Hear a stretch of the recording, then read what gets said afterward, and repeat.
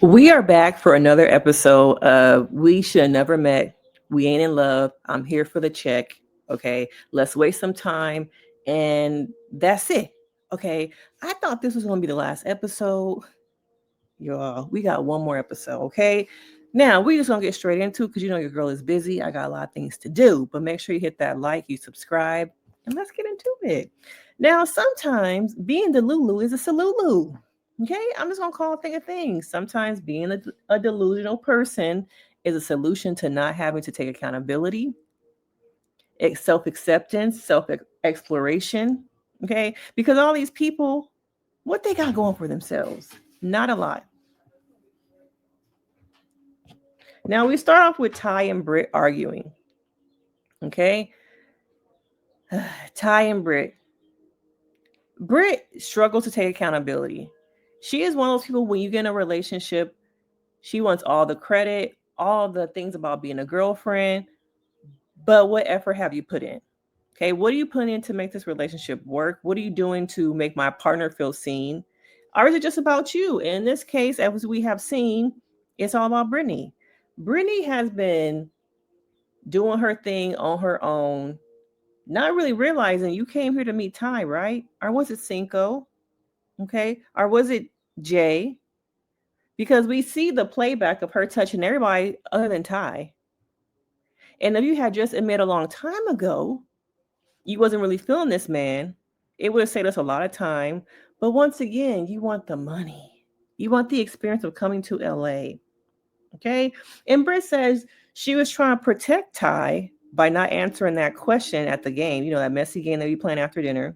Them games. Because all this is about gaming people to collect the check. Did they game own? Did they game each other? Yes, they did. But how are you protecting him? If anything, you are hurting him more by leading him on to think that you really want to be with him, but you don't. To me, she was interested in everybody else, not the person she came here to, I guess, be with. But once again, it says they've been dating 3 months. So how you get on this show after only dating 3 months? Casting. No. Y'all should have casted a relationship where they have been together at least a year of just online dating. 3 months ain't nothing. She not feeling that man. Okay. And of course, you know, Jay and Cinco think that they the Dr. Phil couple. We the best couple here. Our shit don't stink. We got it going on. They think they know everything. So they gotta give their 2 cents about everything. Okay. But really, they need to mind their business. Because y'all not all that. Okay. So Jay calls Britt a promiscuous whore. Okay, a promiscuous whore. I'm like, damn, y'all really don't give a fuck. Okay, y'all really don't. You really think that y'all up here and she's below there. Now, calling somebody a promiscuous whore is old school. So old school. All right. But once again, it's we are better than everybody else. We got it going on. Y'all below us, y'all beneath us. Yet, like Britt said, day one you was landing low and being open and wide in a shower. I guess they figured, well, ain't no cameras in the shower, so that's where we can like test out the goods. But day one, once again, I don't believe that Jay and Cinco have never met before. I'm gonna tell you, I really still don't believe that. Okay, but they, you know, throughout the episode, they're playing this Dr. Phil thing. I feel like Britt wants Ty to chase her. She's one of those people who wants the dramatics of a man. I want you to be obsessed with me. I want you to show me you're obsessed with me. I hate when y'all say that. Because y'all know the real man who be obsessed with these women, what they do? Shoot them, kidnap them, kill them. You really don't want a man to be obsessed with you. You really don't. You're playing with fire. So when y'all say that, think about it. Do you really want a man to be obsessed with you? And what really comes with that? Now, her and Ty have a conversation, and it's the dance of, I'm not taking no accountability. I ain't the problem. You're aggressive. And it's over. It should have been over episode 2. But once again, we're gaming the network to collect the check. I got something to do with that money. I ain't really feeling you. The crab legs wasn't, giving it either. Yeah, I'm done with you. So another couple decides they're done. Okay, can everybody go on that bus? Is that bus to the airport taking and picking up more people? Because why are Charlie and Jared still here? Why? What are they doing? Where's it really going to go? All right. It's going nowhere. They act like the conversation that they have had about the kids, about him admitting he really ain't feeling her after sleeping with her. They act like none of that has happened, which is so strange to me. It once again shows y'all enjoy water and concrete. The soils of y'all relationship are hard. No grass, not even the fake grass, just straight up concrete that y'all pouring water on. And y'all seeing the water is not penetrating the concrete. Yeah, I'm going to keep watering it because it's better than having nothing. All right. But they are both, very toxic. And we get to a little bit more of Jay and Cinco. They still think they're the best couple. They go on this date. But let's get to Kiki and Brandon. Okay. Kiki and Brandon. Kiki finally says her secret. And it's interesting because I feel like in some ways, Brandon was not as upset as I thought he would be. And also, let's talk about his brother. His brother kind of had an attitude and was a little bit rude walking into the house. But at the same time, I got the vibe that I'm my brother's keeper. I don't fuck around about my brother. So what y'all got going on in here? Which for some people, their energy is needed. Y'all wish that had y'all that sibling, sister's keeper, brother's keeper, because his brother to me was really the definition of what y'all got going up in here with my brother. Because I'm ready to, lay some hands if it's not going right. All right. Because Christian, man, I could tell he don't play. He do not play about his brother. And like I said in my previous videos, Brandon has some trauma related to alcohol. And it finally comes out that I believe it was his stepfather. I'm not sure if it was bio dad, but maybe it was stepfather who had a drinking problem.